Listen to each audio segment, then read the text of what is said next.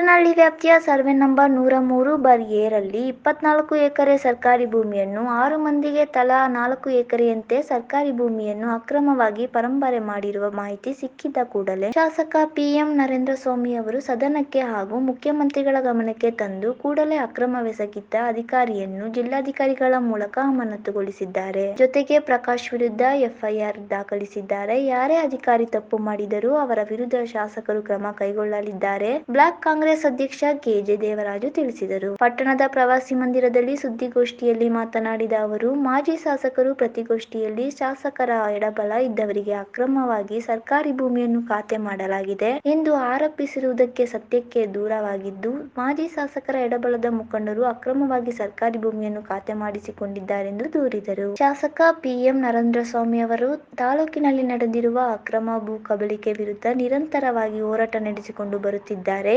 ಈಗಾಗಲೇ ಅಕ್ರಮವಾಗಿ ಸರ್ಕಾರಿ ಭೂಮಿ ಪರಂಬರೆ ಆಗಿರುವ ಬಗ್ಗೆ ತನಿಖೆ ನಡೆಯುತ್ತಿದ್ದು, ಯಾವುದೇ ಪಕ್ಷ ಮುಖಂಡರಾಗಲಿ ಅಥವಾ ಪ್ರಬಲ ವ್ಯಕ್ತಿ ಸೇರಿದರೂ ಕೂಡ ತಪ್ಪು ಮಾಡಿದವರಿಗೆ ಶಿಕ್ಷೆ ಆಗಲಿದೆ ಎಂದರು. ನರೇಂದ್ರಸ್ವಾಮಿ ಎಡಬಲ ಇರೋರು 24 ಎಕರೆ ಆಗಿದೆಯಾ? ನೀವೇ ನೋಡಿ. ಈಗ ಏನು RTC ಬಂದಿದೆ, ಯಾರ್ಯಾರ ಹೆಸರು ಬಂದಿದೆ, ಅವ್ರು ಯಾರು ಕಾರ್ಯಕರ್ತರು, ಬರೀ ಯಾರು ಕಾರ್ಯಕರ್ತರು, ಯಾರು ಮುಖಂಡರು, ನಿಮ್ಮ ಎಡಬಲ ಇರೋರು ಅಥವಾ ಅವ್ರ ಎಡಬಲ ಇರೋರು ಅಂತ ಹೇಳ್ಬೇಕಲ್ಲ ಮಾಧ್ಯಮ ಮುಖಾಂತರ. ನೀವು ಯಾಕೆ ಇದನ್ನು ಮುಚ್ಚಿಟ್ಟು ನೀವು ತಪ್ಪನ್ನ ನೀವು ಒಳಕಾಕೋತೀರಿ? ನಿಮ್ಮ ಕಾಲದಲ್ಲಿ ಆಗಿರುವಂಥದ್ದನ್ನ ಬರುತ್ತೆ, ಅವ್ರ ಕಾಲದಲ್ಲಿ ಆಗಿರೋ ಬರ್ತದೆ, ಇವ್ರ ಕಾಲದಲ್ಲಿ ಯಾರ್ಯಾರ ಕಾಲದಲ್ಲಿ ಆಗಿದೆ, ಏನೇನಾಗಿದೆ ಎಲ್ಲ ಬರುತ್ತೆ. ಈಚೆಗೆ 1000 ಎಕರೆ ಏನಾಗಿದೆ ಅನ್ನೋದು ಅವರು ಕಾಲದಿಂದ ನಮ್ಮ ನಾಯಕರನ್ನ ನರೇಂದ್ರಸ್ವಾಮಿ ಹೇಳ್ತಿದ್ರು, ಅದು ಎಲ್ಲ ಈಚೆಗೆ ಬರುತ್ತೆ. ಅದನ್ನು ಯಾರು ಮಾಡಿದ್ದಾರೆ, ಯಾರು ತಪ್ಪು ಮಾಡಿದ್ದಾರೆ ಅನ್ನೋದು ಗೊತ್ತಾಗುತ್ತೆ. ಯಾರು ತಪ್ಪು ಮಾಡೋರು ಏನು ಅಂತ ಇಡೀ ತಾಲೂಕಿಗೆ ಗೊತ್ತಾಗುತ್ತೆ ಮತ್ತು ರಾಜ್ಯಕ್ಕೆ ಗೊತ್ತಾಗುತ್ತೆ ಅಂತ ಹೇಳ್ತಾ ತಮ್ಮ ಮಾಧ್ಯಮ ಮುಖಾಂತರ ಯಾರೇ ಅಕ್ರಮ ಮಾಡ್ಕೊಂಡಿರಲಿ, ಇನ್ನೊಂದು ಮಾಡ್ಕೊಂಡಿರಲಿ, ಅದನ್ನ ನೀವು ಕಂಡೀಷನ್ ಕಡಾಖಂಡಿತವಾಗಿ ಅಧಿಕಾರಿಗಳು ನಿಮ್ಮ ಹತ್ರ ಮಾಹಿತಿ ಕೇಳಿದ್ರೆ ಯಾರು ಏನು ಕೊಡಲ್ಲ ಅಂತ ಅನ್ನೋದು ನಿಮಗೆ. ತಮಗೆ ಈಗ ವರದಿನೂ ನಾನು ಕೊಡ್ತೀನಿ. ಈಗ ತಹಶೀಲ್ದಾರ್ ಏನು ರಿಪೋರ್ಟ್ ಹಾಕಿದ್ದಾರೆ ಅನ್ನೋದು ಕೊಡ್ತೀನಿ. ಆ ಮುಖಾಂತರ ತಾವು ಇದ್ರ ಬಗ್ಗೆ ಮಾಧ್ಯಮದವರು ಏನು ಮಾಜಿ ಶಾಸಕರು ಆರೋಪ ಮಾಡಿದ್ದಾರೆ ಅದನ್ನು ನಾವು ಧಿಕ್ಕರಿಸ್ತೀವಿ.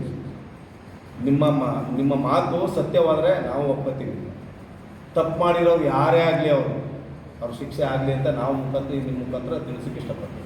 ಸುದ್ದಿಗೋಷ್ಠಿಯಲ್ಲಿ ಕಾರ್ಯಾಧ್ಯಕ್ಷ ಮಲ್ಲಯ್ಯ, ಜಿಲ್ಲಾ ಪಂಚಾಯಿತಿ ಮಾಜಿ ಸದಸ್ಯ ಆರ್ಯನ್ ವಿಶ್ವಾಸ್, ತಾಲೂಕು ಪಂಚಾಯಿತಿ ಮಾಜಿ ಅಧ್ಯಕ್ಷ ಚಿಕ್ಕಲಿಂಗಯ್ಯ, ಪ್ರಭುಲಿಂಗು, ಪುಟ್ಟಸ್ವಾಮಿ, ಪ್ರಕಾಶ್, ಎಪಿಎಂಸಿ ಮಾಜಿ ಅಧ್ಯಕ್ಷ ಅಂಬರೀಶ್, ಪುರಸಭೆ ಮಾಜಿ ಅಧ್ಯಕ್ಷ ದೊಡ್ಡಯ್ಯ, ಮುಖಂಡರಾದ ಬಂಕ್ ಮಹದೇವು, ಶಿವಮಾದೇಗೌಡ, ಪ್ರಕಾಶ್, ರವೀಂದ್ರ, ಉಸ್ಕೂರು ಕೃಷ್ಣಮೂರ್ತಿ, ಸಿಪಿ ರಾಜು, ಕಿರಣ್ ಶಂಕರ್, ಲಿಂಗರಾಜು, ಸೆಪಿಹುಲ್ಲಾ, ವಿಶ್ವ, ದೊರೆಸ್ವಾಮಿ, ಶಿವಕುಮಾರ್, ಬಸಪ್ಪ, ದಯಶಂಕರ್ ಸೇರಿದಂತೆ ಹಲವರು ಹಾಜರಿದ್ದರು.